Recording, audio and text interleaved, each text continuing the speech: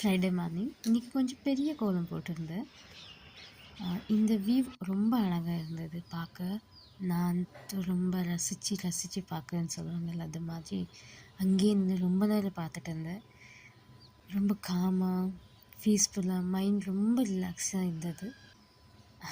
அதை அவங்களுக்கும் காட்டணும்னு ஷூட் பண்ணேன். நான் வேலைக்கு போனாலும் என்னோடய மார்னிங் ஹரிபரியே இருக்காது. எப்போவுமே ரொம்ப காமாக தான் ஸ்டார்ட் ஆகும், கூலாக தான் ஸ்டார்ட் ஆகும்.